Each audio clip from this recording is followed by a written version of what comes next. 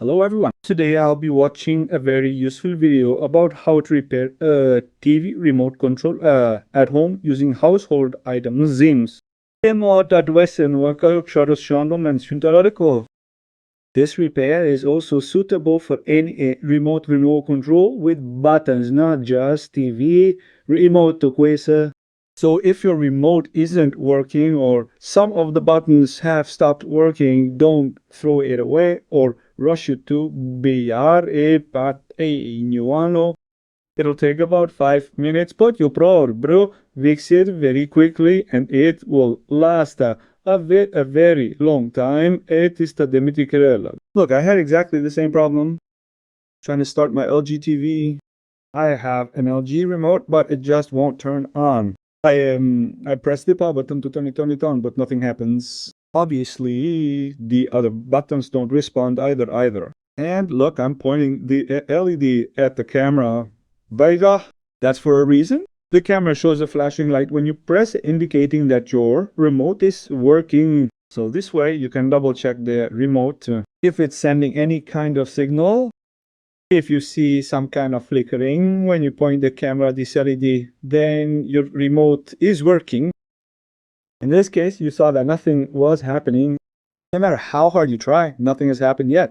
So don't throw it away just yet though. Let's see what we can do with it. So look, I have this remote.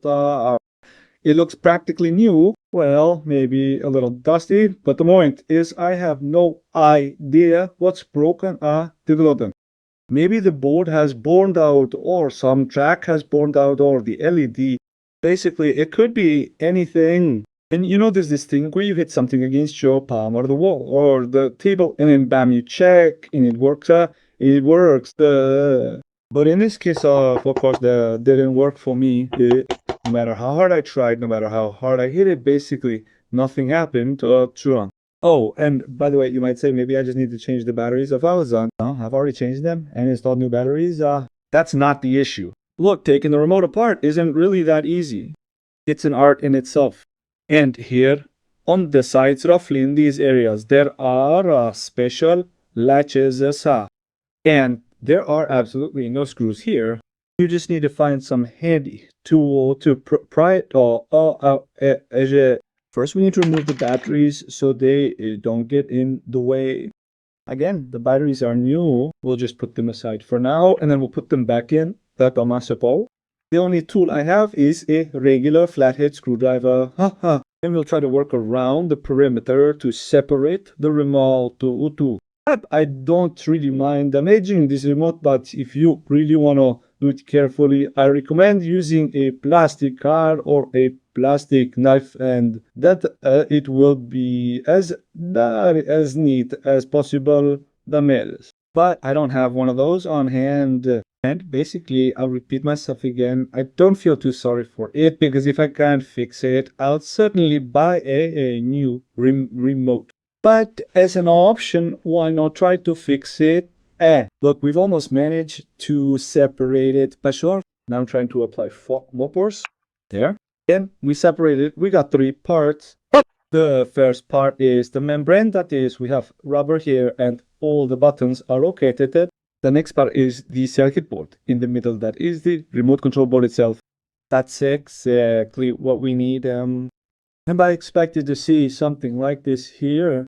Perhaps something burned out here and would be directly visible, but no. In fact, it looks like a new bottle jar. I recommend just taking some cotton wool. In this case, I just took cotton swabs and started wiping all the contact because over time, when you use the remote, all these contact cocks wear out and those dust remains, which can ensure to out all the cocks that on those. Of course, I also decided to go over the membrane of the buttons themselves, well, to clean it, so to speak, so that everything looks nice and nothing gets in the way of what we want to do.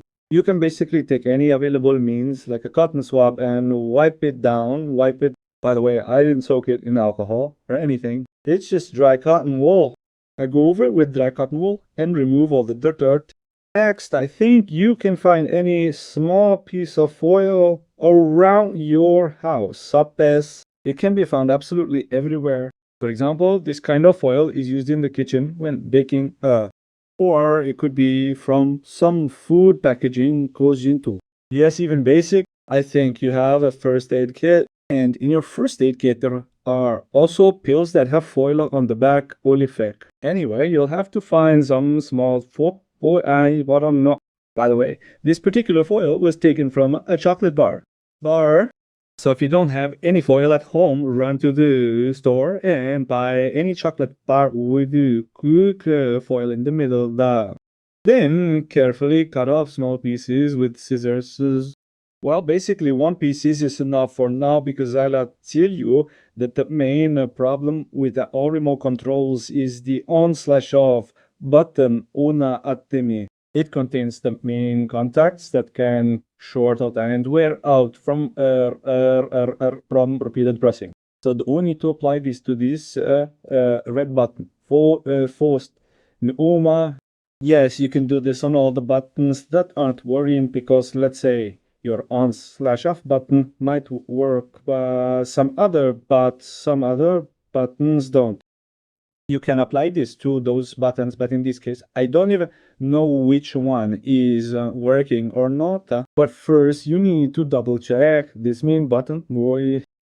After we cut out this small square, I use two word tar these scissors because, well, it's really awkward, let's say, to hold as a that. And I use regular super glue. The brand of glue doesn't matter at all. The main thing is that it sets quickly. Just a tiny drop is applied to the membrane. Ooh. And that's enough so we don't overdo it because, well, the glue will set in literally a second and it will hold like a rock. Now I take this carefully and press it against the rubber membrane. Now our job is to carefully adjust and trim it all so that nothing, so to speak, sticks out.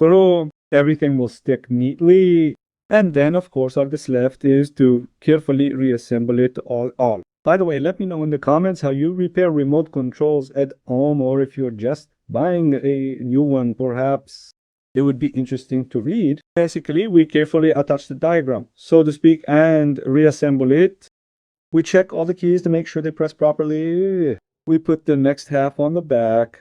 We carefully snap it all together. We'll work on all the sides. So we check to make sure the remote is assembled well with nothing loose. And we insert the batteries that came with it. And now we'll check what we've gotten. Look, I'm pressing the power button. And now you see this flashing signal. Oh, this means the remote is fully functional. When you press any button, the signal is working properly and you can be sure that your remote is now 100% functional and you can now tap them on your TV or whatever. If